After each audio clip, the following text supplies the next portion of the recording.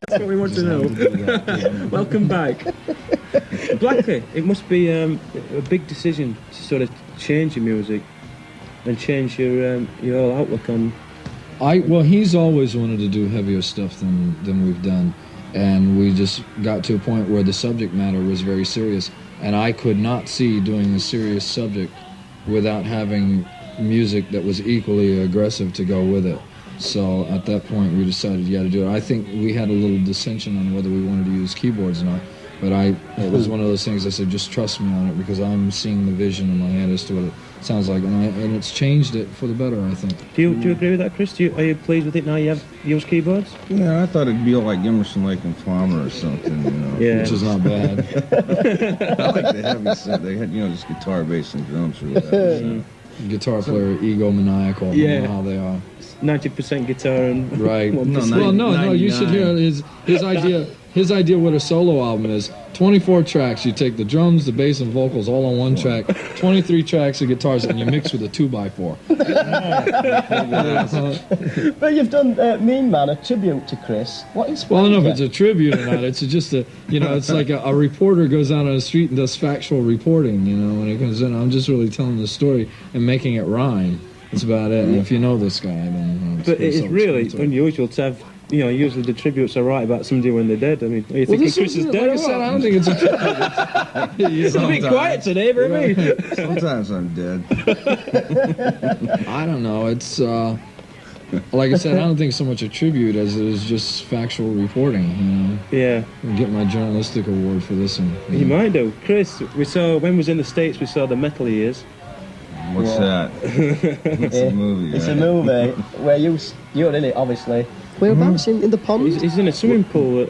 They'd called me to do an interview, and it was supposed to be done on a Sunday, and I was partying to hell on a Saturday. I noticed. And then they called me up Saturday afternoon and says, guess what, you're not going to do it tomorrow. And I went, oh, well, why not? And they go, you can't do it today. I was out of my mind, and I went...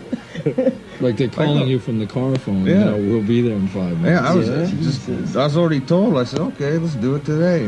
So I came out mostly different than other people's interviews. You did, because everyone in the movie, everyone at the movies were just falling off the seats and laughing. You went down. Well, the other guys were too serious in a way. I'm not knocking what anybody said in there. Lemmy serious? Huh? Lemmy serious? Yeah, let me a kind of serious. There's a few other people in there. A lot of people were like lying about things. Yeah, Ozzy was there trying to cook his bacon and eggs, and then he says, "I'm totally off drink and drugs," and tried to pour. He's trying to pour the orange juice. Trying to pour the orange juice. It was all over the table. You're like, stand still. Chris, well, maybe if he did have a drink, he'd stop shaking. I heard you was brought up on vodka. And I don't know if it's true. Was your mom a real Hell's Angel? Yeah, my stepdad was. And there's no women Hell's Angels. No such thing. They just ride. They go along for the ride. Yeah. Right. They're on the back, because they probably change them like they do their teeth. Jesus. Their toothbrushes. And Blackie, I mean, people quote that you're mentally worn out these days. Is that a true quote?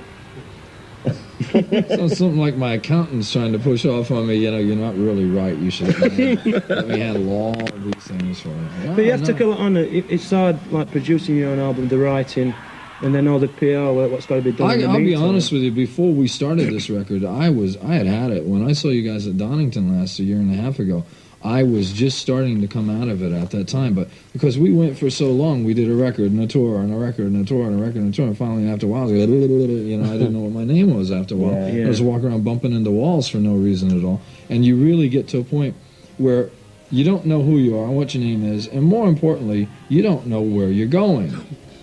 And I've had this conversation with two other guys in major bands that have said, expressed the same kind of feelings that they both said, and they'll remain nameless, but each record that they had both made previous said they didn't know what they were doing. You start doing things on instinct, and that is not good for creativity. No, it's so not. you really have to take a step backwards, so hopefully you can take two forward. With the new single, I hope. Well, the public will be the judge of that. We'll have this conversation in 3 months, and I'll tell you. Yeah, I mean, do you think it's important to have a hit single in America? you can live without singles anywhere as long as the record is true to form of what it is, you know, and as long as it becomes conducive. I think if a band starts thinking about singles, that's the road to ruin. Okay. Let's play a video, Mick. Yeah, we'll talk about the tour. Yeah. The forthcoming tour. We'll take a look at Wild Child. Why not? Yeah. I like this video. Wild Child. Check it out, viewers.